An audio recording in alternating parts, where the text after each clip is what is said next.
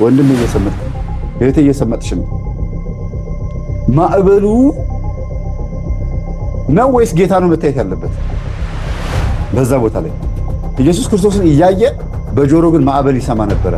አባ ጰለሞን ግን እዚህ ቦታ ተመልከቱ። አባ ጰላሞን ግን ጌታችን ኢየሱስ ክርስቶስን አላየውም፣ ከፊት ለፊቱም አልቆመም። ግን በአይነ ህሊናው ብቻ እያሰበ ሰይጣን ምንም አይነት ትራጀዲና ኮሜዲ ቢሰራ፣ ምንም አይነት ፈን የሆነ ቪዲዮ ቢፈጥር ከዛስ ጀመረ። ከትንሽነቱም ጀምሮ ሰይጣን እንዳሳተው ዛር ነው ማለት ነው። ቅድም ያልኳቸው ነው። ከምን ጀምሮ?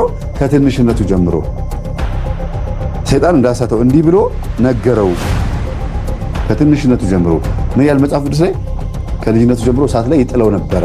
ዛር መሆኑ ማለት ይሄ ነው፣ አብሮ የሚያድግ ማለት ነው። ሰይጣን በዚህ ልክ ሲተጋኛ ተኝተናል። ይኸውላችሁ አባ ጰላሞንን እኮ ነው ሊጥል የሚተጋው እንጂ አንድ የሆነች ሴተኛ አዳሪ ወይም ደግሞ ምስኪን የሆነች አንዲት ድንግል የሆነች ሴት ድንግልናዋን ለማስረከብ አይደለም። በበረሃ ያለውን አባ ጰላሞንን እጅግ እተጋለሁኝ አንተን ለመጣል። ምን አደረገው? ቀጥቅጦታል ሊሆን ይችላል።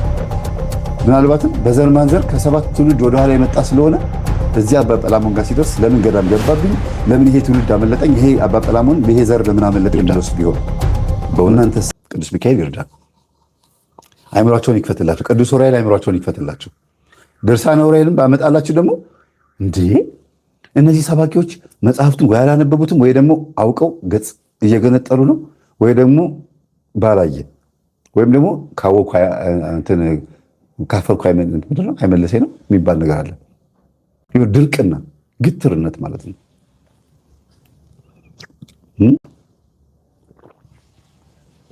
አዎ ወንዝ ውስጥ የሚኖሩት ስጋ ለበስ አጋንንት ናቸው። የጻፋቸው አጋንንትም አለ ራሱ ሰይጣንም ግን ብዙ ጊዜ በሆነ አካልና በሆነ ቅርጽ ተቀርጾ የሆነ የሚታይ ሆኖ የሚገለጥ ስጋ ለበስ አጋንንት ነው።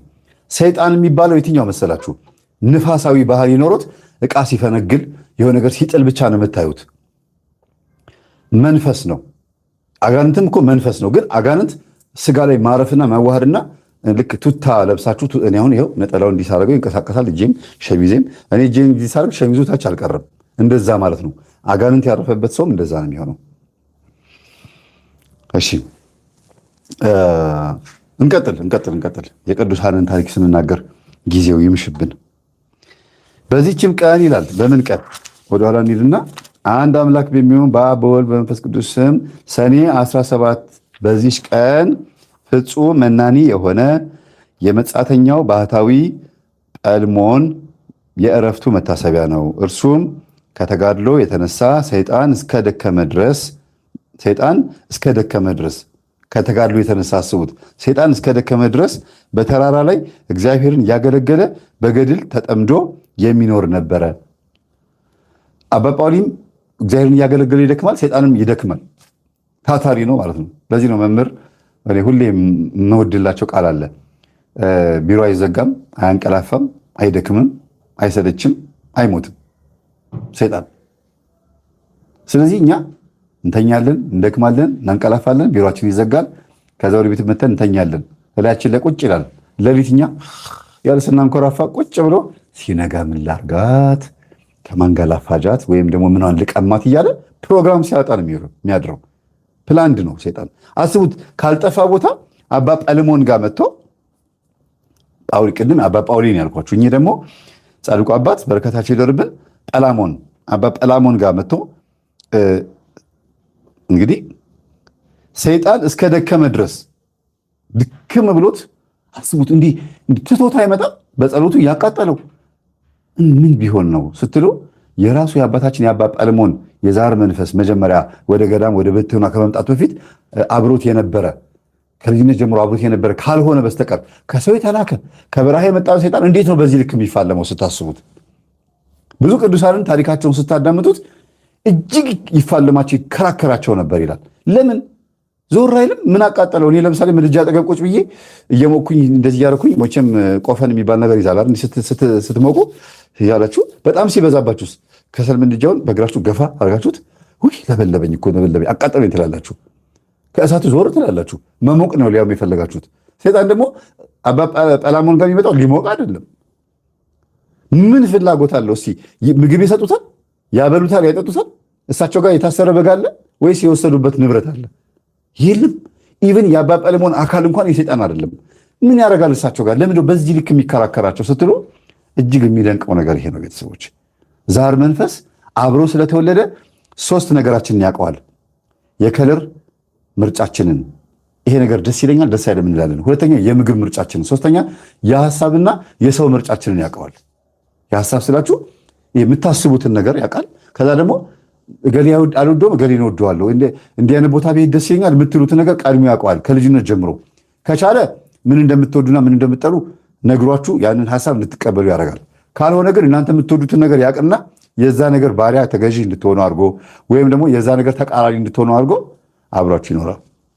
ለዚህ ነው ዞዲያክ ላይ ወይም የኮከብ ቆጠራ ላይ እነዚህ አሰድሳት ምናምን የምትሉት ይሄ ኮከብ ቆጠራው ላይ ሸርጣን ምናምን የሚባሉት የእንግሊዝኛው ላይ ደግሞ አኳሪየስ፣ ሊዮ፣ ሳጅታሪየስ፣ ጄሚኒ ምናምን እየተባሉ የሚጠሩት ማለት ነው። ስታነቡት በተወለዳችሁበት ቀን ገብታችሁ ስታነቡት ክው ነው የምትሉት። ምንድን ነው እንዴት የኔ ታሪክ ሊጻፍ ቻለ? እኔ ሳልወለድ ስለኔ ተጽፏል በወር ውስጥ። ስለዚህ በዚህ ወር የተወለዱ ሰዎች በሙሉ ባህሪያቸው አንድ አይነት ነው ሲባል፣ ስለዚህ እኔ በፈለግኩት መንገድ እየኖርኩ አይደለም። ምበላውም ምጠጣውም ምለብሰውም ሁሉ ነገር በተጻፈው መሰረት ነው ማለት ነው። እኔ መቼ ነው መኖር የምጀምረው ብላችሁ ጠይቁ። እግዚአብሔር ግን እንደዚህ አላደረግም። ኮከብ ቆጠራም የቤተ ክርስቲያን አይደለም። ዛር መንፈስ ከልጅነት ጀምሮ በዚህ ወር የተወለዱ ሰዎችን በተጻፈው መሰረት እያኖራቸው ነው። በተጻፈው መሰረት ማለት መጀመሪያ ኮከብ ቆጣሪ መጽሐፍ ተጽፏል የዛሬ 6000 7000 ዓመት። በዛ ወር የተወለዱትን ሰዎች አብረው የተወለዱ ሴጣን ያየዋሉ ጽሑፉን። ነጭናጫ፣ ቁጡ፣ ግልፍተኛ፣ ከሰው ጋር እንደዚህ ሆኑ ግን የዋህ ምናምን ብሎ ይጻፋል።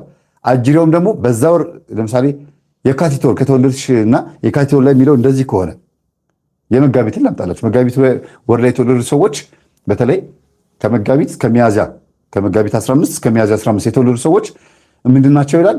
ግትር፣ እልከኛ፣ ትዕቢት ወይም ደግሞ ራሳቸውን ብቻ የሚያዳምጡ ምናምን ይላል እዛ ኮከብ ቆጠራው ላይ። ግን ናችሁ እናንተ መሆን ፈልጋችሁን የሆናችሁት? እግዚአብሔር እንደዚህ አይነት ልብ ፈጥሮ ነው እንዴ ወደዚህ ምድር ያመጣችሁ? ደግሞስ ለምን ግትር እንድትሆኑ አድርጎ ይፈጥራችኋል? ለምንስ እልከኛ እንድትሆኑ ያደርጋችኋል? ይሄ እግዚአብሔር ፍላጎት ነው አይደለም። ውስጥ ያለው መንፈስ የተጻፈውን በተግባር ይፈጽማል። ለዚህ ነው ሰይጣን የሚውጣውን ፈልጎ እንደሚያገሳ አንበሳ በዙሪያችሁ ይዞራል የተባለው ይሄንን ነው። አብሮ ከልጅነት ጀምሮ እሳት ላይ ይጥለዋል የተባለው ይሄ ነው። ዛር ማለት ነው። በደንብ አዳምጡ። ወደዚህ እንምጣ። ይህ አባት አባ ጰላሞን ወይም ደግሞ ጰላሞን የሚባለው አባት በቀንና በሌሊት ያለቅስ ነበረ እንጂ ከማንም ጋር ሳይነጋገር ከቶ ሳይስቅ ለረጅምና ለብዙ ዘመናት ኖረ። ሳይስቅ ሳይናገር ያለቅስ ነበር እንጂ ከማንም ጋር ሳይነጋገርና ከቶ ሳይስቅ። በነገራችን ላይ ኢየሱስ ክርስቶስ እንደዛ ነበር። ይነጋገራል ግን አይስቅም። ክርስቶስ ስቆ አያውቅም። ምናልባት አልቅሷል። ወዮልሽ ቤተሳይዳ፣ ወዮልሽ ኮራዚዮን፣ ወደ አንቺ የመጣው ማን እንደሆነ ብታውቂ እያለ ክርስቶስ አልቅሶላታል። በሆሳና ጊዜ በመጨረሻው ጊዜ በመጨረሻው ሳምንት ማለት ነው። እና አለቀሰላት ሲባል ክርስቶስ የሚመጣባትን ነገር ስለሚያውቅ ነው። ግን ስቋል አይልም፣ ፈገግ አለ አይልም፣ ወይም ደግሞ እንደዚህ አሽካካ አይልም። ይቺ ምድር እንደዚህ ስላልሆነች ማለት ነው። እኛስ ፍጡራን ነን፣ ሰዎች ነን። አንችል የሚያስቅ ነገር ካለ እኔም ራሴ እንደዚህ አይነት ሰው ነኝ። አንድ የሆነ ሰው ደብ ብሎ ከወደቀ አወዳደቁ የሚያስቅ ከሆነ በጣም እስቃለሁ። ግን ድንገት ነው፣ ምንም ማድረግ አንችልም። ከዛ በኋላ ግን ጌታ ሆይ ይቅር በለኝ ምናምን ብዬ ሄጄ የወደቁትን አባት ወይም የወደቁትን ሰዎች ላነሳ እችላለሁ። በፊት እንደዚህ ነበርኩ። አሁን ብዙም ይሄ ነገር አላጋጠመኝም። ምናልባት ካለም ልስቅ እችላለሁ። ግን ምን ታደርጉታላችሁ? አፈጣጠር ነው። እና አባ ጳውሊ ማነው አባ ጰላሞን ግን አልሳቀምም፣ ከማንም ሰው ጋርም አይነጋገርም። እና ሰይጣንም የሚያስቅ ነገርንና ጨዋታን ብዙ ጊዜ በላዩ ያመጣበት ነበር። ኮሜዲ የሆነበት ማለት ነው። ይሄ ማንን ማስክ ለብሶ መት ይሆን? በዚህ ዘመን ቢሆን ኖሮ ወይ ምናልባት ሚስተር ቢን፣ ጂም ኬሪ ወይ ቻርሊ ቻፕሊን ወይም ፍልፍሉን መስሎ ይመጣበት ነበር ማለት ነው። የሆነ ገዳም ውስጥ ቁጭ ብላችሁ አስቡት። ባይሞራችሁ የሆነ ቲክቶክ ያያችሁት ቪዲዮ መጥቶባችሁ ስትስቁ፣ ፊልም ያያችሁት መጥቶባችሁ ስትስቁ፣ እንደዛ ብላችሁ ሰዱት። ያ በአይነ ህሊናችሁ ተቀርጾ የምትስቁት እያላችሁ የምትስቁት ነገር አንዳንድ ጊዜ በነገራችን ላይ ትልቅ ሰዎችም እያሉ የማይሳቅበት ቦታ ላይ ቅዳሴ ላይ ራሱ የሆነ በቃ በጣም ይፈታተናቸዋል እኮ። ግን እኮ እዛ ቦታ ላይ የሀሳብ እንዴት መጣ? በፍጹም ሊመጣ አይገባውም ነበርና ሰይጣን ይላል በሚያስቅ አይነት ነገር የሚያስቅ ነገርን ጨዋታን ብዙ እየፈጠረ በላዩ ያመጣበት ነበረ። ፊት ለፊት ሆኖ እንደዚህ ምናልባትም አይጥ ቀሚስ ለብሳ ወይም ድመት ደግሞ ሊፕስቲክ ተቀብታ መታበት ይሆን? አስቡት እንግዲህ ለማሳቅ የማያደርገው ጥረት የለም ማለት ነው። ትስቂያለሽ አይደል? እውነት ሰይጣን የሚሰራው ስራ እኮ አሁን በዚህ ልክ ሰይጣን ተንኮለኛ እንደሆነ ለምን ስንክሳር ላይ ተጻፈ? ጥበቡ የሚጠቅም ስለሆነ ነው አይደለም። የማይጠቅም ወይም ደግሞ በዚህ ልክ እንደሚፈትን እያሳዩን ነው። ኮሜዲም ሆኖ ይመጣል። የሚያሳዝን ሽማግሌ አሮጊት ሆኖ እንደሚመጣ ደግሞ ሌላ ቪዲዮ ላይ ደግሞ አሳያቸዋለሁ። ሌላ ገጠሜ ላይ ሌላ ማነው ስንክሳር ላይ ገድል ላይ ማለት ነው። እጅግ በጣም የሚያሳዝን ሽማግሌና አሮጊት ሆኖ ይመጣል። ስለዚህ ሰይጣን ኮሜዲ እንደሆነ አስቂኝ እንደሆነ አዘናጊና ስራ አስፈች እንደሆነ አታካች እንደሆነ ተጻፈልን ማለት ነው። ለዚህ ነው ስለሱ ግብር ሲጻፍ አንብበን ሰይጣን እንዲያረጋል ብለን የምናስተምረው። እንዲያውም ሲሳቅ አትሳቁ እናንተ በጥርስ ይገባል ሰይጣን ይባላል አይደለም? በጥርስ ይገባል አትሳቁ፣ ለምን ምስቁት ይላሉ አንዳንድ አባቶች። አዎ አይሳቅም፣ ግን አንዳንድ ጊዜ የሚያስቅ ነገር ትዝ ሲላችሁ በስላሴ ስም እግዚአብሔር ሆይ እባክህ ይቅር በለኝ ሰይጣን ጥርስ ይርገፍ እንደው ትላላችሁ። መቼም ጥርስን አይተነው አናውቅም እና ድንጋጤያችን ማለት ነው። ጌታ ሆይ ይቅር በለኝ በስላሴ ስም ምን ያደርጉም ነው እንዴት በዚህ ሰዓት ይሄን ያመጣል? አይደለም ሳቅ አይደለም በግ ስትደንስ ሊያሳየው ቀርቶ ቅዳሴ ላይ ራሱ የእመቤታችንን ስዕል በመጥፎ እንድናስባት ቅዱሳንን ራሱ በሌላ አይነት አክሽን እንድናስባቸው ሁሉ ያደርጋል። በዝሙት መልክ አይደለም ይህን ያደርጋል። በጣም ብዙ እህቶች ደውለው እንደዚህ በቃ ለሰው የማይነገር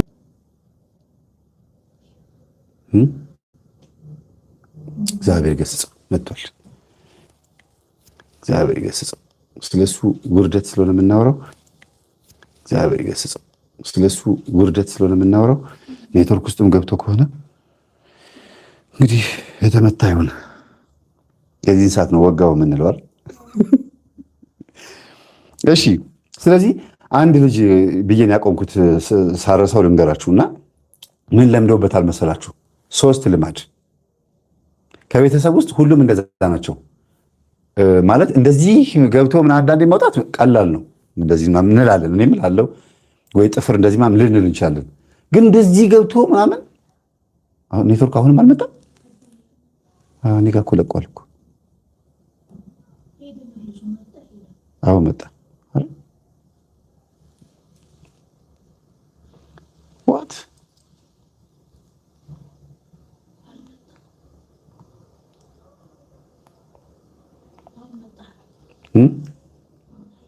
መጣ አለ። ምንድን ነው ዋይፋዩ? ከኛ ዋይፋይ ነው እንዴ? እሺ ስለዚህ አለውኝ መጥቷል እያሉ ነው። እሺ ቆይ በሌላ ዳታ ላይ አንቺ ጋር ምን ይጋር ሲጠፋ ግን ንገሪኝ። እሺ ስለዚህ እንትኑ ነው ማለት ነው እንዴ ዋይፋዩ ነገር የተቋረጠው?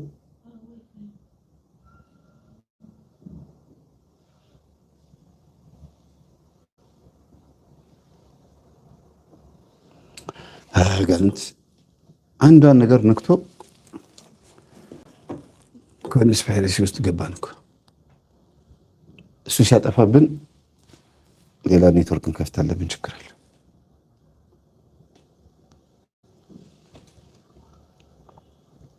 ሲመጣ እንቀጥላለን። አይሻልም?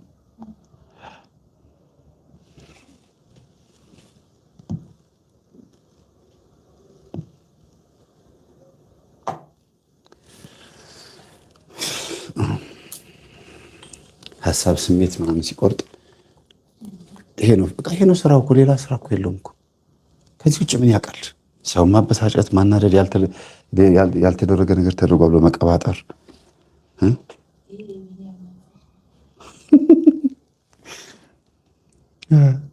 አዚመኞችም ይሆናሉ። ይሄኔ ወጥሮ ይዘውናል እኮ። እሺ እንቀጥል አይደለም?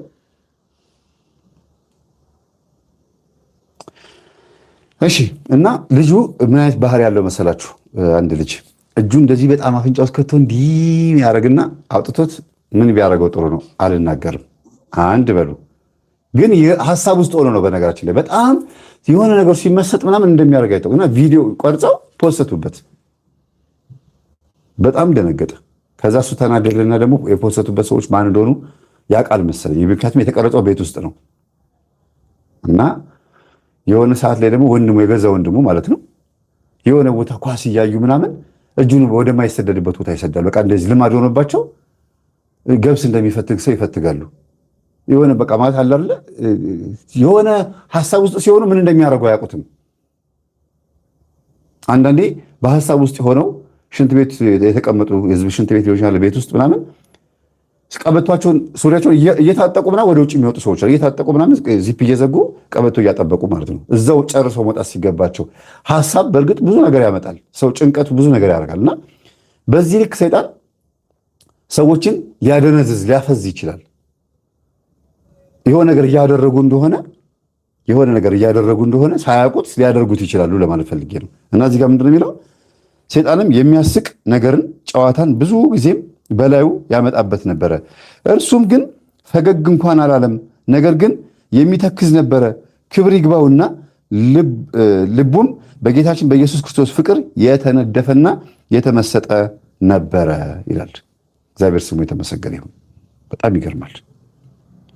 አባ ጰላሞን እንኳን ሊስቅቶ ፈገግ እንኳን አላለም። ጭራሽ በክርስቶስ ተክዞ አስቡት እንግዲህ ጌታችን ኢየሱስ ክርስቶስ በዓይነ ሕሊናው ስላለ ምኑን አያይም? የሰይጣንን ኮሜዲ አያይም። አፍዛ ደዝዙን ሄፕኖሲሱን አያይም። በጣም የገረመኝ ነገር ቢኖር ይሄ ነው። አሁን እኛ ህዝብ እያለቀ ነው፣ ጦርነት ነው፣ ረሃብ ነው፣ የትንቢት መፈጸሚያ ጊዜ ነው ምናምን እንላለን። በጣም ብዙ ነገር እየተባለ በኢቢኤስ ምናምን ስትመለከቱ የቤተሰብ ጨዋታ ህዝቡን ያዘናገዋል። የተለያየ የሚያስቅ ነገር ምንም እንዳልተፈጠረ ነው የሚመስለው ኢትዮጵያ ውስጥ። ምን በቃ ማለት እንዲህ ዜናውን ስንሰማው የውጭ ሀገር ያሉት ኢትዮ 360 ምናምን የሆነ ነገር ሲናገሩ ኢትዮጵያ ውስጥ የሆነ ወይም በየክፍለ ሀገሩ በየገጠሩ ስንት ሰው እንደሞተ የምንሰማው ከዩቲዩብ ነው፣ ወይም ደግሞ የሌላ ሀገር ሰዎች የሰሙትን ኢንፎርሜሽን ነው። የውጭ ሀገር ዜና ግን በደንብ ነው የምንሰማው። ኢትዮጵያ ውስጥ ምን እንደተፈጠረ ግን ምንም አናቅም። በዚህ ልክ አፍዛ ደንዝዙ ሚዲያው ላይ በደንብ አለ። ቲክቶኩ ላይ ኧረ እኔ እንደዚህ የሚያስጨንቅ ነገር አላይም ትሉና ዘና የሚያደርግ የሚያስቅ ነገር፣ ከዛ የሚያስቅ ኮሜዲ ነገር ይከፈታል። በቃ ለጥ ጠዋት ሲነሱ ቁርሳቸውን ብልት አድርገው ስራ መሄድ። ድንገት ከተማው ግን ሲታወቅ ይንበጫበጫል። በቃ እዛ በየጥግ ይገባል። ጥይት ታታታታ ሲል ምን መጣ ምንድን ነው ይላሉ። ዜና ውስጥ የሉም፣ ወቅቱ ዘመን ውስጥ የሉም፣ ምን ውስጥም የሉም። በቃ እንደዚህ ተፈጥሮ ነበር ሰምታችኋል ሲባሉ ኧረ እኔ አልሰማሁም ምን ተፈጥሮ ነበር ይላሉ። እነዚህ ምንድን ናቸው? ዘናና ፈታ የሚሉ ጭንቅ የማይወዱ ሰዎች ናቸው ማለት ነው። በዚህ ልክ ሰይጣን ሲያዘናጋ ህዝቡን ሲያጭበረብር እንደነበረ ማወቅ ይቻላል ማለት ነው። እና ዘመኑን መዋጀት በጣም ትልቅ ጥቅም እንዳለው ነው የሚያሳየው። ቅዱስ ጰላሞንም ጊዜውን ዘመኑን የዋጀ ነበረ። ዘመኑ ምንድነው? ስለ ክርስቶስ እያሰቡ ይቺ ምድር መሰናበት ነበር። ስቲል እስካሁን ድረስ ማለት ነው። ዛሬም እንኳን ቢሆን ቅዱስ ጴጥሮስ ጌታችን ኢየሱስ ክርስቶስ በውሃ እየተራመደ ሲመጣ አይቶት መርከብ ላይ ሆኖ ምን አለ? ጌታ ሆይ አንተ ነህ? አይ ምትሃት ነው፣ ጌታ ነው ምትሃት ነው እያሉ ሲደናበሩ፣ አይ እኔ ነኝ አይዟቸው አትፍሩ አላቸው። ወደ መርከቡ ቀርቦ ግን በውሃ ላይ እየተራመደ ነበር የመጣው። እነሱ መርከብ ላይ ናቸው፣ እሱ በውሃ ላይ እየተራመደ ይመጣል። ከዛስ ጌታ ሆይ እንዳንተ በውሃ ላይ እንድራመድ ፍቀድልኝ አለ ጴጥሮስ። አንተ አልኩት እንጂ ሽማግሌ ነው፣ የ60 ዓመት የ50 ዓመት ሽማግሌ ነው። ከ50 እስከ 60 ብላችሁ ሰዱት። ከሁሉም ሐዋርያት በእድሜ የሚበልጠው ቅዱስ ጴጥሮስ ነው። ግን ፈጣን ነው፣ የሽማግሌ ፈጣን በሉት። በረከቱ ይደርብንና ደግሞ የሚገርማችሁ ለዛ ፍጥነቱ ደግሞ የሚገርም ነው። አንተ የሕያው የእግዚአብሔር ልጅ ነህ ብሎ ደግሞ መስክሮበታል። ፍጥነቱን ተጠቅሞበታል። ከዛም የመንግሥተ ሰማያት ቁልፍ ሁሉ ተሰጥቶታል። አንዳንዴ ፍጥነት ያስጠቃልም፣ አንዳንዴ ደግሞ ይጠቅማልም። የጌታን ወንጌል ለመስበክ እንደዚህ አይነት አንደበት በጣም ወሳኝ ነው። እንደዚህ አይነት ነገር ለማድረግ እና ከዛስ እና ችግር የለውም ከመርከብ ላይ ውረድና ውሃው ላይ ቆም አለው። ቅዱስ ጴጥሮስ በጣም ደስ ብሎት በእምነት ነው ስሜታዊ ሆኖ ከመርከብ ላይ ዱብ ሲል ውሃው ላይ አልሰመጠም። ለምን? በእምነት ነው የዘለለው። ቆመ ውሃው ላይ በጣም ደስ አለው። አልተንገዳገደም። እንደ ምድር ነው የሆነለት። ጌታችን እጁን ዘርግቶ ወፌ ቆመች ብላችሁ ልጆቻችሁ እንደምትቀበሉት እና ጴጥሮስ እና ስምዖን እና ቅረበኝ አለው። ስምዖን ወክ አረገና የተወሰነ ዞር ሲል ማዕበል ነው። ዞር ሲል ውሃው እየተገላበጠ እየመጣ ነው። መርከቧ እንዲህ ትገላበጣለች። ከጌታችን ኋላ ማዕበል አለ። ከጴጥሮስ ኋላ ማዕበል አለ። ጆሮ ማዕበል ይሰማል። የረገጠው ግን በጌታ እምነት ነው እኮ። በጌታ አምኖ በውሃ ላይ ቆሟል። እናንተ በእውነት በጌታ አምነን እኮ በዚህ አስቀያሚና ጦርነት የሆነ ዘመን ላይ ቆመናል አለን እኮ። ግን እንፈራለን። ማዕበሉን እየሰማን እንፈራለን፣ እንሸበራለን። ጴጥሮስ በእምነት ቆሞ ትንሽ እንደተራመደ እግሩ እየሰመጠ መጣ። ጴጥሮስ እየሰመጥክ እኮ ነው ወንድሜ፣ እየሰመጥክ ነው እህቴ፣ እየሰመጥሽ ነው። ማዕበሉ ነው ወይስ ጌታ ነው መታየት ያለበት? በዛ ቦታ ላይ ኢየሱስ ክርስቶስን እያየ በጆሮ ግን ማዕበል ይሰማ ነበረ። አባ ጰለሞን ግን እዚህ ቦታ ተመልከቱ። አባ ጰላሞን ግን ጌታችን ኢየሱስ ክርስቶስን አላየውም፣ ከፊት ለፊቱም አልቆመም። ግን በአይነ ህሊናው ብቻ እያሰበ ሰይጣን ምንም አይነት ትራጀዲና ኮሜዲ ቢሰራ፣ ምንም አይነት ፈን የሆነ ቪዲዮ ቢፈጥር አባ ጰለሞን አይኑ ሊያይ አልቻለም። የሚያየው የክርስቶስን ፍቅር ብቻ ነው። እናንተ የገላትያ ሰዎች ወይ አለ ቅዱስ ጳውሎስ ወደ ገላትያ ሰዎች፣ ኢየሱስ ክርስቶስ እንደተሰቀለ ሆኖ በፊታችሁ ተስሎ አልነበረምን? እንዳታስተውሉ አዚም ያደረገባችሁ ማን ነው አለ። የሚገርም እኮ ነው። ኢየሱስ ክርስቶስ እንደተሰቀለ ሆኖ በፊታችሁ ተስሎ አልነበረምን? ተቀርጾ አልነበረምን? የቤተ ክርስቲያን ጉላት አይታይህም? እንዴት በቤተ ክርስቲያን ፊት ለፊት ናይት ክለብ ትከፍታለህ? እንዴት የቤተ ክርስቲያን ጉላት እያየ ቅዳሴውን እየሰማህ ታንኮራፋለህ፣ ትተኛለህ? እንዴት የወንጌል ድምፅ እየሰማህ ቁጭ ብለህ ቃና ፊልም ቴሌቪዥን ታያለህ? እንዴት እግር ኳስ አስቻለህ? የእግዚአብሔር ወንጌል በቤተ ክርስቲያን እያለ። እናንተ የገላትያ ሰዎች ሆይ ኢየሱስ ክርስቶስ በፊታችሁን ያለው ይኸው በአንገታችሁ ማለት ነው። በመስታወት ስታዩት በፊት ለፊታችሁ ነው ያለው። ይሄ እንደተሰቀለ ሆኖ አልተሳለምን? እንዳታስተውሉ ምኑን? ፍቅሩን፣ ሐዘኑን፣ ስለ እናንተ የከፈለው ዋጋ ማነው አዚም ያደረገባችሁ? በጣም እኮ የሚገርም ነው። እሺ አባታችን አባ ጰላሞን በዚህ ቦታ ላይ ሰይጣን ሊያሳስተው ሞከረ። ኮሜዲ ትራጀዲ ፈጠረ። አባ ጰላሞን ጭራሽ በክርስቶስ ፍቅር ተነድፎ ትካዜ ውስጥ ነው ያለው። አቤት መታደል! ቅዳሴ ላይ ሆነን ወይም የሆነ ቤት ውስጥ ጸሎት እያደረግን አባታችን በሰማይ የምትኖር ስምህ ይቀደስ፣ አንቺ እስቲ እሱን ነገር ወደዛ አድርጊው። ምን እንደዚህ በሰማይ የምትኖር ስምህ ይቀደስ፣ መንግስትህ ትምጣ፣ እስቲ እሱን ከሱ ጋር አልሽው። እንደዚህ ነው የሚሉት እናቶቻችን። በቃ አይናቸው ቴሌቪዥኑ ያህል እዛ ጋር የሚሰራ የሚቀጠቀጥን ምናምን ነገር የሚፈርስ ቤት ካለ ምን ካለ በቃ ዝም ብሎ ወደዛ ማየት ነው። በቃ አእምሯችን ይበተናል። ሰብሰብ ማለት አንችልም። እና እግዚአብሔር ይሰብስብልን። እሺ ሰይጣንም በእርሱ ላይ ተቆጥቶ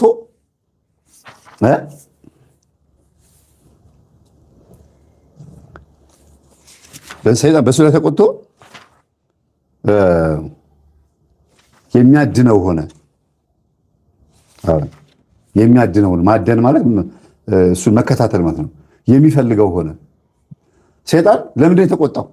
የውሸት አስመሳይ ስለሆነ። ኮሜዲነቱ እንኳን ለአባ ጰለሞን ለራሱ ለሰይጣን አያስቀውም። እንኳን ለሰይጣን ለራሱ ልጆች እንኳን አያስቅም። ግን ቢቸግር ነው በቻለው መጠን ሰውን ለማፍሰስ ለማደንዘዝ ነው የሚሞክረው። ማይንድ ኮንትሮል ብሬን ወሽ ማድረግ ነው የሚፈልገው። አልቻለም። ከዛስ ተናደደና በአንዲት ቀንም አባ ጰላሞን የእጅ ስራውን ሊሸጥ ሰሌን፣ ምንጣፍ ምናምን የእጅ ቅርጽ ምናምን መነኮሳት ስራ እንዳይፈቱ ታዘዋል። ያንን ደግሞ ይሰራሉ። ሊሸጥ ተነስቶ ሄደ። ሲጓዝም ሰይጣን ጎዳናውን አሳተው፣ ልቡንም መሰጠው እንጂ ያውቅ ዘንድ አልተወውም። እንዴት ቻለ? አሁን መንገድ ላይ ለምን አዘናጋው? ቅድም በዓት ውስጥ ቁጭ ብሎ ጌታን እያሰበ እያለ ሰይጣን ትርኢት ቢያሳይ፣ ኮሜዲ ቢሆን፣ አይጥ ቀሚስ ለብሳ ብትመጣ፣ የፈለገ የሚያስቅ ነገር ቢያወራ ጌታን እያሰበ ነበር። አሁን ግን ጎዳናውን ሰይጣን አሳተው፣ ልቡንም መሰጠው ይላል። እንዴት በልብ ውስጥ ሊገባ ቻለ? የሚጸልይ የሚጾም ተጋዳይ የሆነ አባ ጰላሞን። እኛ ማንን ታዲያ? እኛ ዝም ብለን ቴሌቪዥን ስናይ የምንውል፣ ቅዳሴ ላይ ቲክቶክ ማየት የሚናፍቀን እንዴ?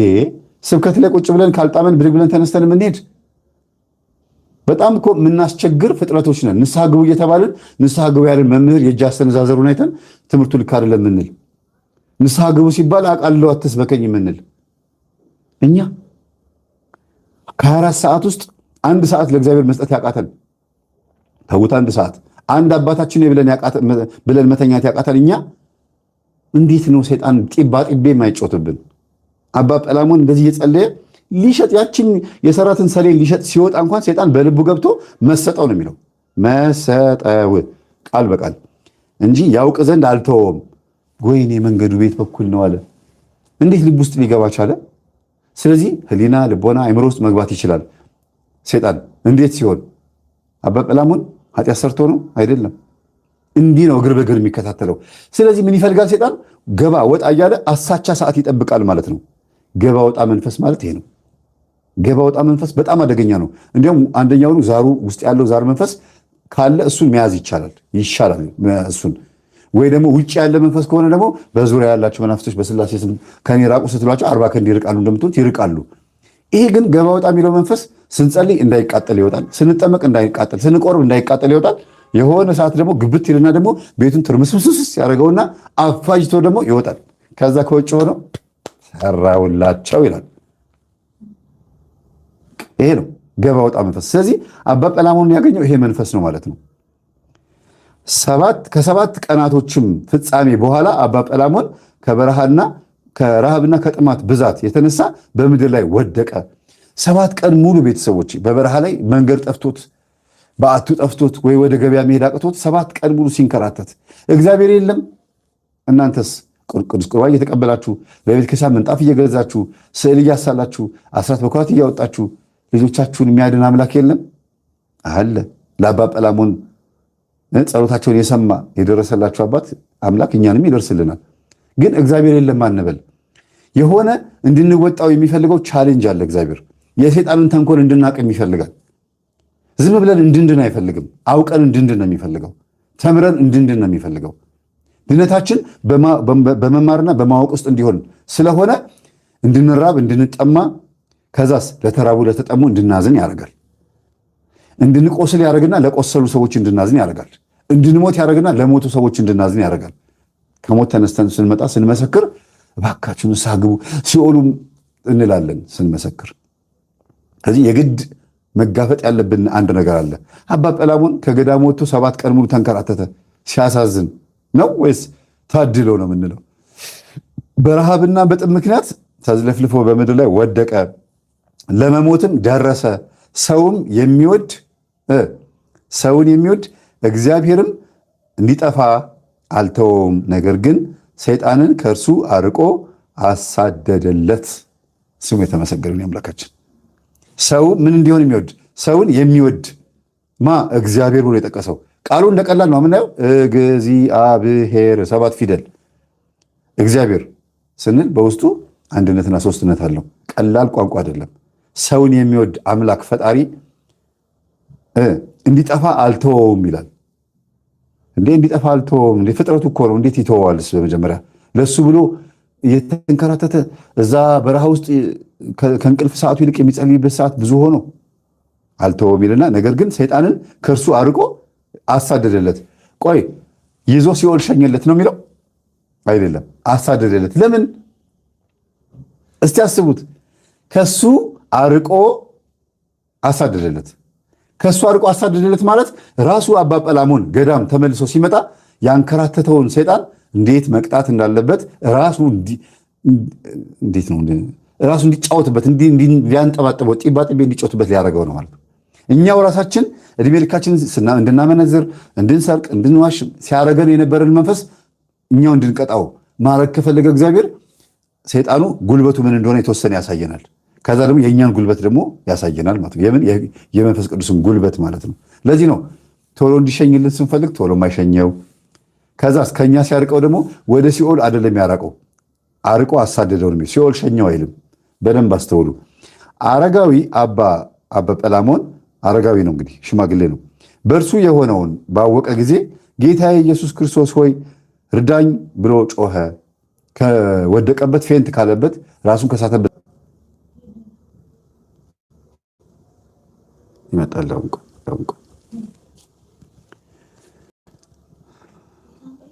ስሜታችንን ወይም ደግሞ መንፈስ ቅዱስን መውቀታችን እንደዚህ እንደሚያቀዘቅዘው እግዚአብሔር ይገስጸው።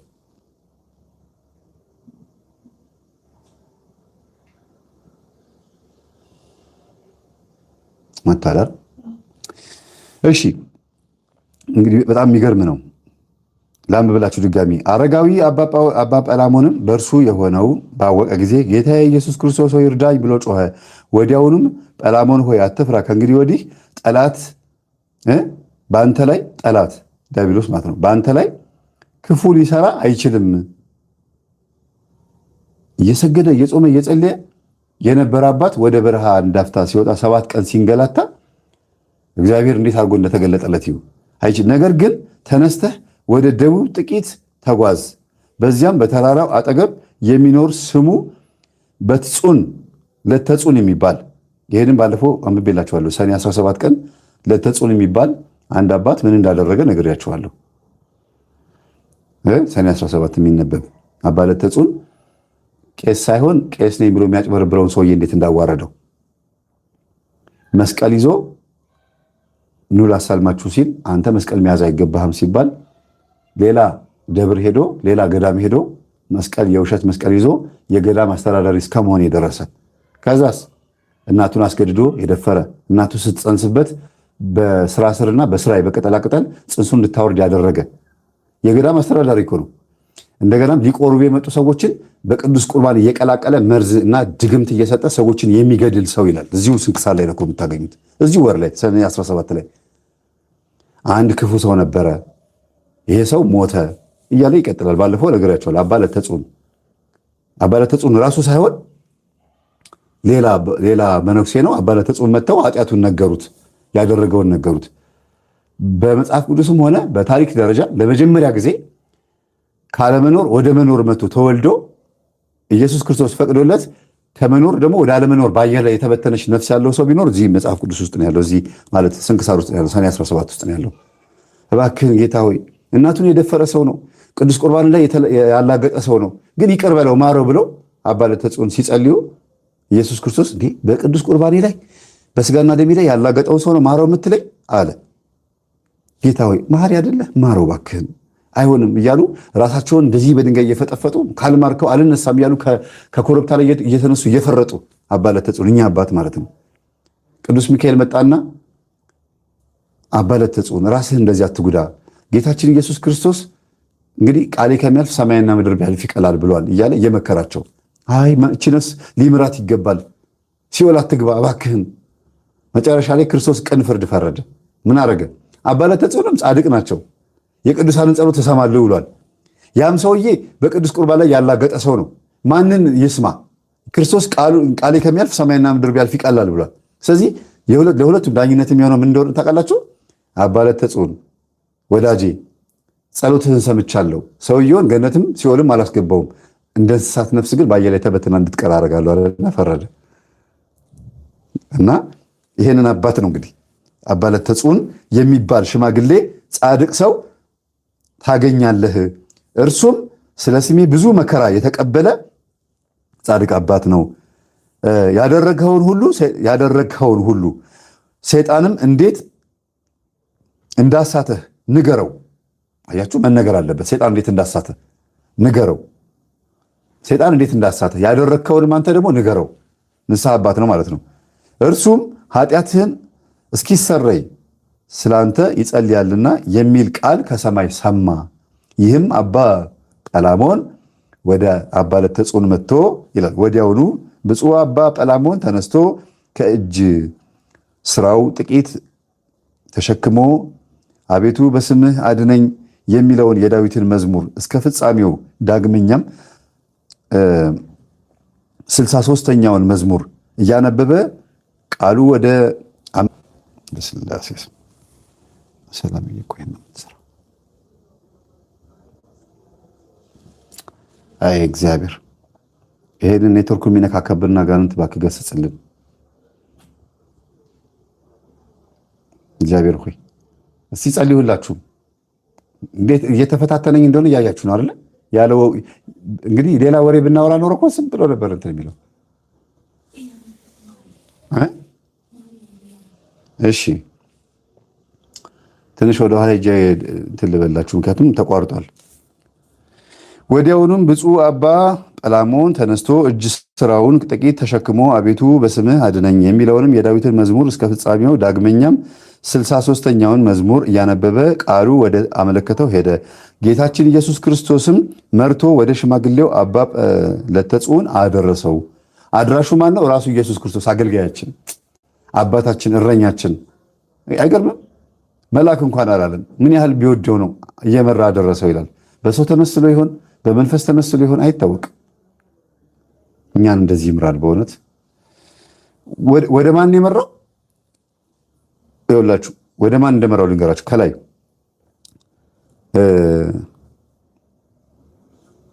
ወዲያውም በዚያም ተራራ አጠገብ የሚኖር ስሙ ለተጽዮን የሚባል ሽማግሌ ጻድቅ ሰው ማን ነው ባዩ? ክርስቶስ ነው አይደለ? ታገኛለህ። እርሱም ስለ ስሜ ብዙ መከራ የተቀበለ ነው። ስለ ስሜ ያደረግከውን በሙሉ ሰይጣን እንዴት እንዳንገላታህም ንገረው፣ እርሱም ኃጢአትህን እስኪሰረይ ድረስ ይጸልይልሃል የሚል ቃል ከሰማይ ሰማ ነው የሚለው። አባ ለተጽዮን ምን ማለት ነው? ስለ ክርስቶስ ስም መከራ የተቀበለ አባት ነው። ስለዚህ የአባ ለተጽዮን አገልጋይ እስከመሆን ድረስ ደረሰ ኢየሱስ ክርስቶስ። ሰዎችን ወደ እሱ ማምጣት፣ መናንያን የተጨነቁትን አጋንንት የሚያንገላታቸውን ወደ ማን ነው የሚያመጣው? ወደ አባ ለተጽዮን አምጪ ሆነ። ዛሬም ወደሚያጠምቁ አባቶች ሂዱ ተጠመቁ ብሎ የሚመራ ማን ነው? እግዚአብሔር ነው። ሰዎች ክርስቶስ ነው። መላእክት ናቸው ሂዱ እስቲ ገሌ ጋር ተጠመቁ የሚሉት። አምጪው ማን ነው? ክርስቶስ ነው። ሰው ራሱ አይደለም የሚመጣው። ከቤታችን እስቲ ዛሬ ጉባኤ ላዳምጥ ብለን ወጥተን ጉባኤ ለማዳመጥ ቤተክርስቲያን ሄደን ጉባኤ አዳምጠን ተሳልመን ጸልየን ምንመጣው እኛ ሄደን አይደለም እግዚአብሔርን ያገኘ ነው። ራሱ እቤት ድረስ መጥቶ ክርስቶስ ወይም እግዚአብሔር በልባችን አድሮ ና እስቲ ዛሬ ወንጌል አዳምጥ ብሎ አነሳስቶን ከቤት በማይታይ እጁ ይዞን ሄዶ ነው ጉባኤ እንድናዳምጥ የሚያደርገው። እግዚአብሔር በሁሉም ቦታ የሚገኝ ስለሆነ ማለት ነው። እኔ ሄድኩ አትበሉ፣ ወደ እግዚአብሔር ቤት ሄድኩ በሉ እንጂ ወደ እግዚአብሔር ሄድኩ አትበሉ። ቤቱ እኛ የምንማጸንበትና የምንጸልይበት ስለሆነ እንጂ እግዚአብሔር እዛ ብቻ የሚቀመጥ በቦታ የሚወሰን ሆኖ አይደለም። ከዛ አባ ለተጽዮንም ባየው ጊዜ በደስታ ተቀብሎ ሰላምታ ሰጠው። ወደ ተራራውም አመጣው። ከጸለዩም በኋላ ተቀመጡ። አባ ጰላሞንም የመረረ ልቅሶን እያለቀሰ ሊነግረው ጀመረ። እንዲህ ለምን አለቀሰ? እንዲህ አንድን መናኛ አባት በዚህ ልክ ሰይጣን አንገላቶት እስኪያለቅስ ድረስ ጌታችን አብሯቸው አልነበረም? እንዴ ከአባ ጰላሞን ጋር እንደዚህ ምርር ብሎ አልቅሶ ሰይጣን እንዲያንገላታኝ ብሎ መጥቶ አለቀሰ። ግን ሂድና ንገረው ያለው ደግሞ የእግዚአብሔር ቃል ነው እኮ። አይገርማችሁ? ንገረው፣ ምርር ብለህ አልቅሰህ ንገረው፣ ኃጢአትህንም ንገረው ማለት ነው እኮ። እንደዚህ አመነዝር ነበረ፣ እንደዚህ ሰርቅ ነበረ፣ እንደዚህ ሆኜ እንደዚህ ምናልባት ገዳም ውስጥ የሚኖሩ ሰዎች ብዙ የሚፈተኑበት ፈተና አለ። እንደዚህ አድርጌ ብሎ ሊሆን ይችላል። ከዛስ ጀመረ። ከትንሽነቱም ጀምሮ ሰይጣን እንዳሳተው ዛር ነው ማለት ነው። ቅድም ያልኳቸው ነው። ከምን ጀምሮ? ከትንሽነቱ ጀምሮ ሰይጣን እንዳሳተው እንዲህ ብሎ ነገረው። ከትንሽነቱ ጀምሮ ምን ያህል መጽሐፍ ቅዱስ ላይ ከልጅነቱ ጀምሮ እሳት ላይ ይጥለው ነበረ። ዛር መሆኑ ማለት ይሄ ነው። አብሮ የሚያድግ ማለት ነው። በአንዲት ዕለትም የእጅ ስራዬን ልሸጥ በግብፅ ገበያ መንገድ ስጓዝ ሰይጣን መጥቶ ልቤን አዘናጋት። መድኃኒቴ የሚሆነኝን የጌታ የኢየሱስ ክርስቶስን ስም እጠራ ዘንድ አልተወኝም። ይገርማል። ይኸውላችሁ ሰይጣን መጥቶ ልቤን አዘናጋኝ፣ አደነዘዘኝ አለ። መድኃኒቴ ኢየሱስ ክርስቶስን እንኳን ጌታዬ ሆይ ብዬ መጥራት እንኳን አልቻልኩም። ለዚህ እንኳን አልተወኝም። ስሙን እንድጠራ እንኳን አልፈቀደልኝም። ክፉ ነው ማለት ነው። ለነገሩ የሰይጣን ደግ የለው። ሲያዝ እውነቱን ይናገራል ማለት ደግ ነው ማለት አይደለም። መቼም ማለት ይገባችኋል። ስለዚህ የጌታዬ የኢየሱስ ክርስቶስን ስም መጥራት እንኳን አልቻልኩም። በነገራችን ላይ በዚህ አጋጣሚ ስሊፒንግ ፓራሊሲስ የሚባል በሽታ ታውቃላችሁ? በእሱ ጉዳይ ነገ እመጣበታለሁ። በጣም ሰፊ ነው። ይሄ ነው ስሊፒንግ ፓራሊሲስ ማለት ተኝተን እልም ያለ እንቅልፍ ወስዶን መጥቶ ላያችን ላይ ጥቁር ነገር ክምር ሲልብን ብለን የምንለው ነገር አለ አይደለ? እሱ ነው ስሊፒንግ ፓራሊሲስ የሚባለው። በሕክምና ምናምን ይድናል ሰይጣን አይደለም። ይሄ በእንደዚህ መካከል ነው ምናምን ብለው ዶክተሮች ትንሽ ተፈላስፈውበታል። አጋንንት መሆኑን ነገ እንወያይበታል። በቪዲዮ የተደገፈ ይዤላችሁ ልመጣው እና ስሙን እንኳን መጥራት አልቻልኩም። በስመ አብ ብዬ እንኳን መጥራት አልቻልኩም። ሰይጣን አልፈቀደልኝም ስሙ መጥራት። በዚህ ልክ ክፉ ሆነብኝ ጌታዬን እንዳልጠራ። ዳግመኛም እንደ ንጉሥ ከተማ የታነጸች ውሃዎችንና ተክሎችን መልካም ዛፎችን ያሏት ከተማን አሳየኝ። ማነው አሳዩ? ሰይጣን አሳየኝ። የእጅ ስራዬንም ልሸጥ ሳስብ ባሏ ብዙ ገንዘብ ትቶላት ብዙ ገንዘብ ትቶላት ሞቶ በምታዝን ሴት አምሳል ታየኝ። አቤት አቤት! አሁን ጥበብ ሊባል ነው? የሰይጣን ጥበቡ ልንል ነው? ተንኮሉ ወይስ ጥበቡ ነው? ይሄ በምን ታየኝ? እንግዲህ ሴትዮዋን አያት። ከዛ ነገረችው፣ እኔ ባሌ የሞተብኝ በጣም ብዙ ገንዘብ ያለኝ ሰው ነኝ አለችው ማለት ነው። እንግዲህ ያቺ ሴት በእንደዚህ አይነት ሴት ተመስሎ ታየኝ አለ። ያቺ ሴት ሰው አለመሆኗን አውቋል ማለት ነው። አባ ጰላሞን አጋንንት በዛ ተመስሎ እንደመጣበት አውቋል። ትልቅ ከተማ ዛፎች የበዙበት ምናልባት አዲስ አበባ ውስጥ ወይ ባህር ዳር ወይ መቀሌ ምናምን ዛፍ የበዛበት ወይም ደግሞ ወደ ጅማ ወደ ሐዋሳ ምናምን ብላችሁ የሆነ ከተማ ወሰዱና የምታምር ከተማ አንድ ሰው ሲያይ የት ሆኖ ነው? ተራራ ላይ ሆኖ ነው አይደለ? ከርቀት ሆኖ በጣም ደስ የምትል ከተማ ይመለከታል። ዋው ወደዚህ ከተማ ገብቼ ልኑር፣ እዛ ሄጄ ትንሽ ልብል አልጠጣን ብሎ መነኩሴ በቃ ይሰናከላል ማለት ነው። አዘናጋኝ አለ። ከተማዋን አሳየኝ። ወይኔ ይህን ሁሉ ትቼ ነው በበረሃ ላይ ዝም ብዬ የምንገላታው? ፀሐይ የሚያንቃቃኝ የማንም እባብ መጫወቻ መሆነው እያለ መጥፎ ነገር እንዲያስብ አሳስቦታል። ከዛስ ብዙ ገንዘብ ሰጥቷት ሞቶ በምታዝን ሴት አምሳል ታየኝ። የእጅ ስራንም እኔ እገዛሃለሁ ብላ ወደ ቤቷ አዳራሽ አስገባችኝ። አቤት ጉዞ ተመልከቱ። ወደ ቤቷ አዳራሽ ያስገባችው ለምንድን ነው? ብዙ የእጅ ስራህን እገዛሃለሁ ብላ። በምንፈልገው መንገድ ነው የሚመጣው ማለት ነው ሴጣን። እኛ ምንድነው የምንፈልገው? ያ ሰርተነዋል አምርተነዋል ያለው ፋብሪካ ንብረታችን ሁሉ ነገራችንን እኔ ልግዛህ ብሎ ይመጣና ያንን ዕቃ ይገዛና ሄዶ ያስደግምበታል። ደብተራ ከዛስ ቀጥ ይላል። የእናንተ በራችሁ ላይ መጥቶ ይበትነዋል። አይነ ምድር የመቃብር አፈር አምጥቶ ይበትነዋል። አፍዛ ደንዝ ሰው እዛ ይመጣና አይ እዚህ ቤት ምንም የለም ብሎ ይመለሳል። በራችሁ ላይ ማለት ነው። እዚች ሴትዮ ቤት ይዟት ገባ መንፈሱ። ሴትዮዋን ተመስሎ አባ ጰላሞንን ይዞት ገባ። አስገባኝም እንቅቦቹንም ከላይ አውርዳ ያቺ ሴት ማለት ነው አኖረች፣ ወይም መሬት ላይ ያስቀመጠች ማለት ነው አኖረች። እግሮቼንም አጠበች፣ ባሮቿንም ማዕድ ያቀርቡ ዘንድ አዘዘቻቸው። ከእሷም ጋራ እበላ ዘንድ ብዙ ማለደችኝ። በልተንም ጠጥተንም ሰከርን። እስከዛ ሰዓት ድረስ የሚጾም የሚጸልይ እንደዚህ ምስኪን የሚያሳዝን ሰው እንዴት ሴጣን መሆኑ አልተገለጠለትም? አሁን እንዴት ታወቀው?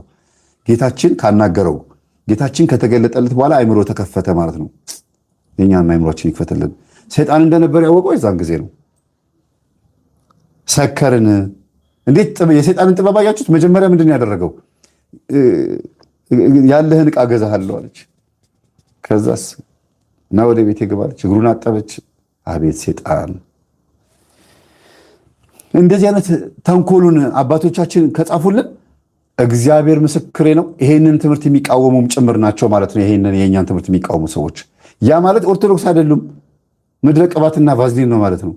ኦርቶዶክስ አይደለም፣ የካቶሊክ ርዝራዥ ነው ማለት ነው። እና ስንጨዋወትም ይላል አባ ጰላሞን፣ ስንጨዋወትም ያው ጨዋታ ተጀመረ ማለት ነው። መጀመሪያ አልስቅም፣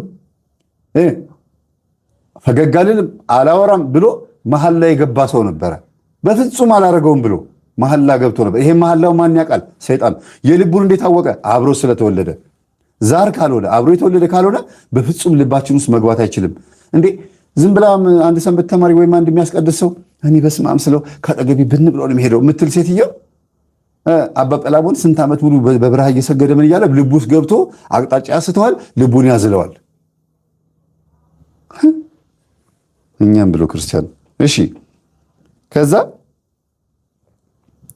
ስንጨዋወትም ባሮች ሁሉ ወጡ። እኔና እሷ ስንጨዋወት ባሮች ከቤት ሹልክ ሹልክ እያልወጡ በሉ ምናምን ፈጽሞ ማለት ነው። እንግዲህ ሁለታችንም ብቻችንን ቀረን። ያን ጊዜም ልቤ በዝሙት እሳት ተቃጠለ፣ እግዚአብሔርንም መላእክቶችንም ቢሆን አላሰብኩም። አያችሁ፣ እግዚአብሔርንም መላእክቶችንም ቢሆን አላሰሳ ማለት ነው። ስካር እንደዚህ ነው የሚያደርገው። በእርግጥ ከእርሷ ጋር እንደሚተኛ ሆንኩኝ፣ ከእሷ ጋር እንደሚተኛ ሆንኩኝ። ከጠጣ በኋላ አንድ ሰው ምንም ነገር ማድረግ አይችልም። ከጠጣ በኋላ ምንም ነገር ማድረግ አይችልም። አረቄ በጠዋት ተነስተው የሚጠጡ ሰዎች አሉ። ስለዚህ ከጠዋት ጀምሮ እስከ ማታ ሰካራም ናቸው ማለት ነው። ይህን ቅዱስ ጴጥሮስ ምን አለ? በጠዋት ተነስተው አልኮልና መጠጥን ለሚጠጡ ሰዎች ወየውላቸው ነው የሚለው መጽሐፍ ቅዱስ ላይ በደንብ አጎል የተጻፈው። ከዛስ በዝሙት እሳት ተቃጠልን፣ እግዚአብሔርን መላእክትንም ቢሆን አላሰብኩም፣ በእርግጥ ከእርሷ ጋር እንደሚተኛ ሆንኩኝ።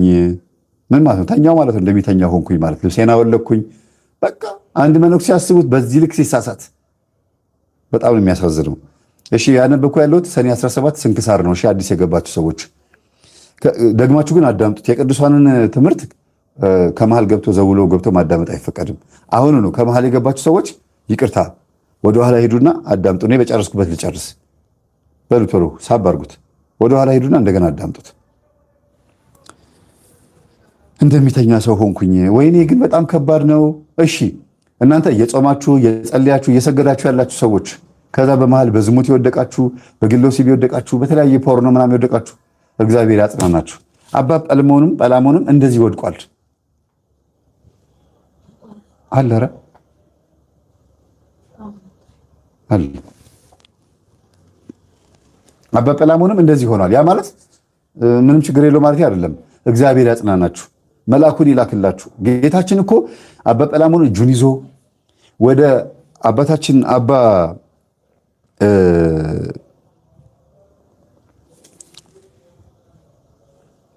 ማን ነበር ስማቸው? ወደኛ ወደ በቆታ አባት ሲያመጣቸው ያውቃል እኮ አባ ጰላሞን የሰራውን ኃጢአት፣ በዝሙት መውደቁን፣ በመጠጥ ምክንያት መውደቁን፣ ሰይጣን በዚህ ልክ እንደዚህ እንዳሰናከለው ያውቃል። እጁን ይዞ እንዲህ ነው ብሎ ለምን አይነግረውም? እኔ ይቅር ብዬሃለሁ ሂድና ግን ንስሐ ግባ ለምን አይለውም? እጁን ይዞ ወስዶ ወደዚህ ወደ አባታችን ወሰደው ማለት ነው። እና ይህንን ሁሉ ሲያደርግ ግን ሰክሯል ማለት ነው። ከዚህ በኋላም በነቃሁ ጊዜ ይላል ከምን ከዝሙት ከስካር ከመኝታ በነቃሁ ጊዜ ብመለከት ምንም ነገር አላገኘሁ። ሴትም ማዕድ ቤትም አትክልትም ቢሆን አላገኘሁም። ነገር ግን ራሴን ከተራራው በታች አገኘሁት። ስለዚህ ምትሃት ነበር ማለት ነው። በዚህ ልክ አገልጋዮች፣ አሽከሮች፣ ጌቶች ምናምን መሆን ይችላል ማለት ነው። ሰይጣን ቤተ መንግስት ልክ እንደ ሳላዲን ምናምን አስማተኛው ጂኒ ምናምን እንደሚባለው ጂኒው ሲጠሩት አቤት ምን ልታዘዝ ይላል። ገንዘብ አምጣልኝ ሲባል የሆነ አረንጓዴ ጭስ ከዛ ከሳላዲን ምንድን ነው የምትባለው አንቆርቆሪያ እንትን የምትባለው ትንሽዬ ከእሷ ይወጣና ይታዘዝ ነበረ። ከዛስ ቤተ መንግስት አድርገህ ስራልኝና ጥሩ ምግብ አምጣልኝ። ዛሬ ደብተሮች እንደሚያደርጉት ቆንጆ ምግብ ይበላል፣ ይጠጣል። ከዛ በኋላ ይሰወራል ካጠገቡ። አያችሁ፣ ምትሃት ያደርጋል። ይህንን ደግሞ በመጽሐፍ ቅዱስ ውስጥ ደግሞ ተአምርም ያደርጋል እግዚአብሔር። ነቢዩ ኤልያስ እንደዚህ ተደርጎለታል ከእግዚአብሔር ማለት ነው። የእግዚአብሔር መልአክ ከፊት ለፊቴ ማዕድ አመጣልኝ፣ በላው፣ ጠጣው፣ ከዛ ምግቡ ተሰወረ ይላል። ስለዚህ ሰይጣን ይኮርጃል ማለት ነው። ምትሃት፣ እኛ ተአምር ስንል እሱ ምትሃት ይላል። እኛ መቁጠሪያ ስንል እሱ ሙስባህ ይላል። እኛ ዕጣን ስንል እሱ ልባንጃ ምናምን ይላል። እኛ የቤተክርስቲያን ዳቤ ስንል እሱ ቡና ቁርስ ይላል። አረ ኩረጃው እንደዚህ ነው። ስለዚህ ምንም አላገኘሁም፣ ነገር ግን ራሴን ከተራራው በታች አገኘሁት። እንዳልበላና እንዳልጠጣም ሆንኩኝ፣ እንዳልበላና እንዳልጠጣም ሆንኩኝ። እጅግም አለቀስኩኝ። ሰይጣንንም በሩቅ ቆሞ መጻተኛ ጰልሞን ሆይ ወዮልህ፣ እንደ ወፍ ላጠምድህ በአንተ ላይ በርትቻለሁና እያለ ሲዝትብኝ አየሁት። በግልጽ ያወራል ማለት ነው። ሰይጣን ከርቀት ቆሞ ሰይጣን አየሁት። አላሳተውም ማለት ነው። ዝሙትን አልፈጸመም ማለት ነው። እሺ፣ በምትሃት ነው ማለት ነው። እሺ፣ ወይም ደግሞ የአባ ጰልሞንን ልቡንም አይምሮንም ስውር አድርጎ የእውነት እንዲህ አይነት ሴት ጋር ወስዶ በዝሙት አስፈጽሞት ከዛ አይምሮ ተሰጉሮ እዛች ተራራ ስር መጥቶ ትኝት ካለ በኋላ እንዲነቃ አደረገው ማለት ነው። እኔ እንጃ፣ እናየዋለን ከታች። ግን ድሪሞከርስ የሚባሉትን ሰዎች ያቸው በእንቅልፍ ልብ የሚጓዙ ሰዎች በእንቅልፍ ልብ የሚጓዙ ካልጋቸው ተነስተው በር ከፍተው ወጥተው አስፋልት ላይ ሲቆሙ የሆነ ቦታ ሲሄዱ መኪና ሲገጫቸው አያውቁም። ቢሞቱም በዛው ይሰናበታሉ። ሲቀሰቅሷቸው ደግሞ ያብዳሉ ይባላል። በእንቅልፍ ልብ የሚጓዙ ሰዎችን ቀስ ብላችሁ ምን ታደርጓቸዋላችሁ? የሆነ ጋቢ ነገር ልብስ አድርገው ቀስ ብለው እንዲቀመጡ ማድረግ ነው። ከዛ ቆጭ ሲሉ ይተኛሉ ይባላል ስታገኟቸው መንገድ ላይ። በእርግጥ ሌሊት የሆነ ሰው እየተራመደ ነው ብሎ ማቀፍ በራሱ ከባድ ነው። እሱ ራሱ አጋንንት ሊሆን ይችላል አይደል? እና ከባድ ነው። ግን ቤተሰብ ከሆናችሁ ነው የእናንተው። እንደኔ አይነቱ እኔ ድሪሞከርስ ነበርኩኝና በሌሊት በር ከፍቶ መውጣት ምናምን በቃ ፕራክቲስ አድርጎት ነበር እኔ ለሆኑ እና ህፃናት በር ከፍቶ ሲወጡ ናተ ተመለስ ማብላችሁ መያዝ ጥሩ አይደለም፣ ያብዳል፣ ጭንቅላቱ ይቀውሳል ይባላል። ኮንሺየስሊ ከሆነ ነገር ወደ ሆነ ነገር ነው አይምሮ የሚቀየረውና ቀስ ብሎ ሙቀት እንዲሰማው ማድረግ፣ በጋቢ ነገር ልብስ አድርጎ እቅፍ ማድረግ፣ ከዛ እናንተ ላይ እንዲተኛ ማድረግ፣ ቁጭ እንዲል ማድረግ። ከዛስ ቀስ ብሎ ተነስ ተነስ ተነስ ብላችሁ ትቀሰቅሱታላችሁ ማለት ነው። ይነሳል። እንደዚህ ነው የሚያደርጉት አባቶቻችን። የሚያንኳርፍ ሰው ሲያጋጥማችሁ ቤቱን የሚያነቃንቃል አይደለም? አንዳንዴ ይጋባል። በጣም ነው የሚያንኳርፍ፣ ያፋጫሉ እንደ ቶም ኤንድ ጄሪ ማለት ነው። ከዛስ እንደዚህ አይነቱ ሰው ተነስ ተነስ ምሳ ሰዓት ደርሷል፣ ቁርስ ሰዓት ደርሷል ማለት ስትሉት ያ የሚያንኳርፈው ነገር እናንተ ላይ ይጋባል ይባላል ነው። የእውነት ይሁን አይሆን እነግራችኋለሁ። ከዛስ ይሄም ሰው የቀሰቀሰው ሰውዬም እንደዛ ያንኳርፋል ይባላል። ከምን የመጣ ነው ታውቁታላችሁ? ይሄን ነገር ይኸውላችሁ፣ ሰውየው በጣም በቃ ኃይለኛ እንቅልፍ ውስጥ ነው ያለው፣ ግን የማይመች አይነት አተኛኘት የተኛው ተመሳቅሎ ምናምን ሰውነቱ አጉል ሆኖ ስለሚተኛ ነው የሚያንኳርፈው ይባላል፣ በሳይንሱና በባህሉ በኖርማል አባባል ማለት ነው። ሁለተኛው መንገድ ግን በሕክምናው ምናልባት የብሮንካይት ምናምን ጥበት ነው ምናምን ይላሉ። ይሄ ወደ እንትን ውስጥ ያለው ወደ ሕክምናው ነው። መናፍስታዊ በሆነ መንገድ ግን ሰውየው ላይ ያሉት አጋንንት የሚባለውን አባባል በተግባር ይፈጽሙታል። ስለሚባል ብቻ እኮ ነው። ሰው ባመጣው ሕግ ያጸድቁታል።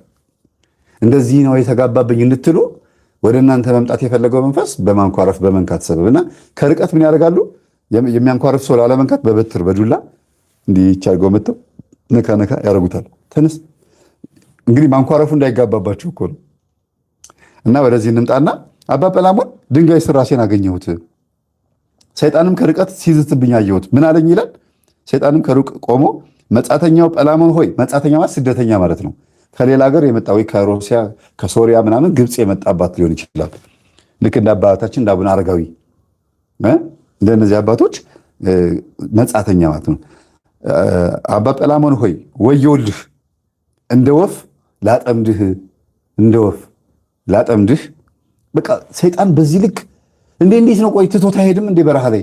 ወይኔ በእግዚአብሔር ግን አንዳንድ ቀን ምንድን ነው የሚያገኘው ከኛ እላለሁ። እፈልጋለሁ ራሴ ላይ ሰይጣን የሚፈልገው ነገር ምንድን ነው ስል የኃጢአት ግብር ብቻ ነው። እንደው እኔ ኃጢአተኛ ባልሆንም እንኳን ጻድቅ ሆኜ ብኖርም እንኳን አይተወኝም ከተባለ እንደ አባ ጰላሞን ከሆነ ታዲያ ኃጢአትን እንኳን አቁሞ አባ ጰላሞን የሚከተለው ከሆነ ኃጢአት ሊያሰራ ከሆነ እንደው አንድ አባ ጰላሞን ሲኦል ገብቶ ሲኦል ትሞላለች? አይትሞላም። ግን የበቁትን መገንደስ ሽልማት ስለሚያሰጠው ነው ለሱ አንድ በሉ። ሁለተኛ ነገር ደግሞ በአባ ጰላሞን መውደቅ ምክንያት ብዙ ሰው ስለሚሰናከል ነው። ሌላው ሶስተኛ ደግሞ አባ ጰላሞን ወደቀ ማለት ለብዙ ሰዎች ስለሚጸልይ እሱ ከተማ ላይ የሚያጠምዳቸው ነፍሳት የሚድኑት በእንደዚህ አይነት አባቶች ስለሆነ እነዚህን አባቶች ነው ቀድሞ ሶርሱን ማድረቅ ያለበት። ለዚህ ነው እና ዛተብኝ እንደ ወፍ ላጠምድህ በአንተ ላይ በርትቻለሁና። በርትቻለሁ የሚለው ቃላት ቀላል መስሏችኋል? በየቀኑ የምትቃዡት የምትባትቱት ጸበል ላይ አይወጣም እንዴ ብላችሁ እያለ ነው ይጮሃል አይደል? እዛም ጸበል አባገሌ ጋር እንትን ጸበል እንትን ፈለቀ ትሄዳላችሁ። በርትቶባችሁ እኮ ነው። ግን በጣም እኮ ጀግኖች ናችሁ። በቁም ይኸውላችሁ ሰይጣን የለብኝም ብሎ ከሚታበይ ሰው ትሻላላችሁ። አለብኝ እንዲህ ብሎ ከሚጠራጠር ሰው ትሻላላችሁ። እንደገናም ደግሞ ኧረ እኔ ጋር ይጠጋም በስማም ስለው ከኔ ይርቃል ከሚል ሰው ትሻላላችሁ። ማን የለየላችሁ ጸበል ቦታ መታችሁ የምትጮሁ ሰዎች አንደኛውኑ ሰይጣን እንደሆነ ታወቀ እኮ። ከዛም መስገድ መጾም መጸለይ እንደሚያባረው ተጽፏል። ትጋት ብቻ ነው የሚጠበቅባቸው። እሱም ይተጋላ እኔም እተጋለሁኝ ነው ያለው። ሰይጣን በዚህ ልክ ሲተጋኛ ተኝተናል። ይኸውላችሁ አባ ጰላሞንን እኮ ነው ሊጥል የሚተጋው እንጂ አንድ የሆነች ሴተኛ አዳሪን ወይም ደግሞ ምስኪን የሆነች አንዲት ድንግል የሆነች ሴት ድንግልናን ለማስረከብ አይደለም። በበረሃ ያለውን አባ ጰላሞንን እጅግ እተጋለሁኝ አንተን ለመጣል። ምን አረገው? ቀጥቅጦታል ሊሆን ይችላል። ምናልባትም በዘር ማንዘር ከ7 ትውልድ ወደኋላ የመጣ ስለሆነ እዚህ አባ ጰላሞን ጋር ሲደርስ ለምን ገዳም ገባብኝ፣ ለምን ይሄ ትውልድ አመለጠኝ፣ ይሄ አባ ጰላሞን ይሄ ዘር ለምን አመለጠኝ ብሎስ ቢሆን እናንተ ላይ ሆኖ አልወጣም ብሎ እንደዚህ ምርር የሚለው እልኩን እየተወጣባችሁ ሆኖ እናንተ እያሸነፋችሁትስ ሆኖ ቢሆን ስለ ጮኻችሁ አልወጣም ስላለ ምንም እንዳይከፋችሁ። እንዲያውም ወጥራችሁታል እኮ እናንተ ቆማችሁ እየተራመዳችሁ እየሄዳችሁ ነው። ሳህን ላይ እየበላችሁ ነው። ትተኛላችሁ፣ ትነሳላችሁ። መሳለም ስትፈልጉ፣ ጸበል መጠጣት ስትፈልጉ ትጠጣላችሁ እኮ። እድለኞች እኮ ናችሁ። እያለ ነው በእናንተ ላይ። ስለዚህ እድለኞች ናችሁ።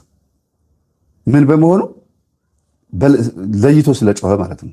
ለይቶ ስለጮኸ አለብኝ የለብኝም ከማለት ይሻላልና እያለ ሲዝትብኝ አየሁት።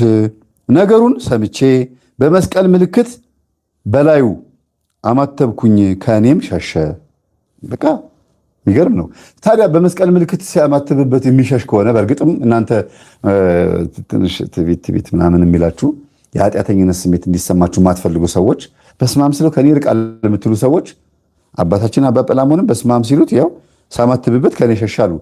በፊት ማማተብ አይችሉም ነበረ? ይችላሉ። ለምን ያሁሉ ፈተናቸው? አንዳንዴ እንደዚህ ነው፣ አንዳንዴ እንደዚህ ነው ማለት ነው ላይፍ እና የለብኝም አይባልም። አሁንም አባቴ ለተጹን በደሌን ይቅር ይለኝ ዘንድ ወደ እግዚአብሔር እንድትለምንልኝ በቅድስና ተማጸንኩህ። ቅዱስ አባ ለተጹንም አይዞህ እግዚአብሔር ኃጢአትህን ይቅር እንደሚልህ አምናለሁ ብሎ መለሰለት። ማጽናናት ማለት ይሄ ነው። ከዚያም በኋላ ተነስቶ 3 መዓልትና 3 ሌሊት ጸለየ። ወደ እርሱም እንዲህ የሚል ቃል መጣ። የታመናችሁ አገልጋዮቼ አትፍሩ፣ ከእንግዲህ ወዲህ ጠላት በእናንተ ላይ አይበረታታም። ጰላሞንም የሰራኸውን ኃጢአት በራሱ በሰይጣን ላይ አደረግሁ ይላል። ረኒ እንደዚህ አይነት ቃላት በስንክሳር ላይ ማግኘት በጣም ደስ ይላል።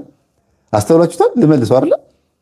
በእናንተ ላይ ሰይጣን አይበረታታም። አባ ጰላሞን ሆይ የሰራኸውን ኃጢአት በራሱ በሰይጣን ላይ አደረግኩኝ።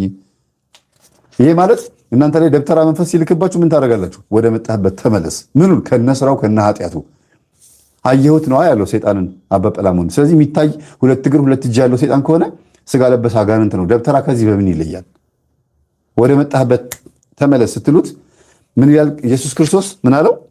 አባ ጰላሞን ሆይ አትፍራ፣ አይዞህ፣ እናንተም አትፍሩ አገልጋዮቼ ሆይ የሰራኸውን ኃጢአት ነው ያለው። የሰራኸውን ኃጢአት በሙሉ በራሱ በሰይጣን ላይ አደረግኩኝ ይላል። ስለዚህ አባ ጰላሞን አንድም ቀን ወዶ ፈቅዶ ኃጢአት ሰርቶ አያውቅም ማለት ነው። እኛስ ወደን ፈቅደን የሰራነው ኃጢአት ምን እናድርገው? እንናዘዘው። ካልተናዘዝነው 2 ነው ፈተናችን። ወደን ፈቅደን በሰራነው በማናውቀውም በቤተሰቦቻችን የዛር መንፈስም እንፈተናለን ማለት ነው። ስለዚህ አባ ጰላሞንም ኃጢአት ብቻ አይደለም ይላል።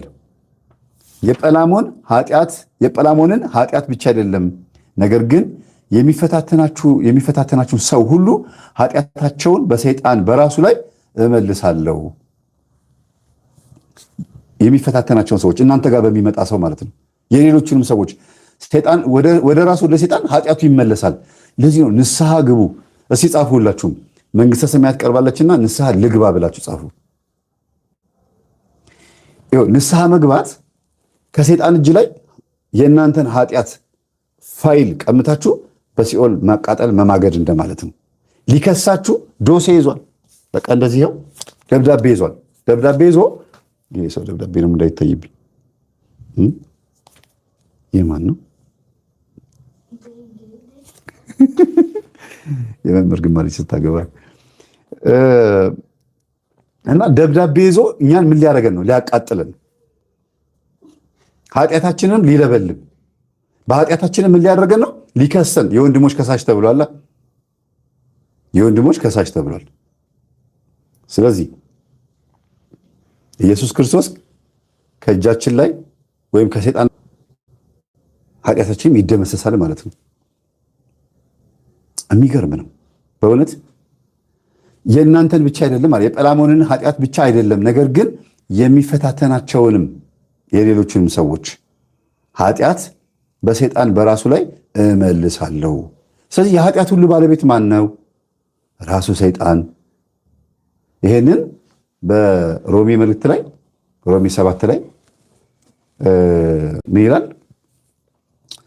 እኔ ማድረግ የምፈልገውን ነገር ማድረግ ካልቻልኩኝ ማድረግ ስፈልግ የማልፈልገው ነገር ማድረግ ከሆነና የማልፈልገውን ደግሞ ማድረግ ከሆንኩኝ ወይም የምፈልገውን ነገር ማላረግ ከሆነ እኔ አይደለሁም በእኔ ኃጢአት ነው እንጂ ይሄን የሚያሰራኝ እኔ አይደለሁም አለ ቅዱስ ጳውሎስ። ለተጹን በረከትን ተቀብሎ እግዚአብሔርን እያመሰገነ ወደ በዓቱ ሄደ። ተጋድሎን ፈጽሞ በሰላም አረፈ። ለእግዚአብሔር ምስጋና ይሁን፣ እኛንም በቅዱሳን ጸሎት ይማረን ለዘላለሙ አሜን። ያው ተሳለሙ ስንክሳር ነው የለም ምናምን ያሸፍ እንዳከፍች በተቃዋሚ ያው ስንክሳር ነው። ሰው ሁለት ከባድ እኮ ነው አንዳንድ ጊዜ። እና ዛሬ በጣም ደስ የሚል ቆይታን የነበረን በጣም ነው ደስ ያለኝ። እግዚአብሔር ስሙ የተመሰገነ ይሁን።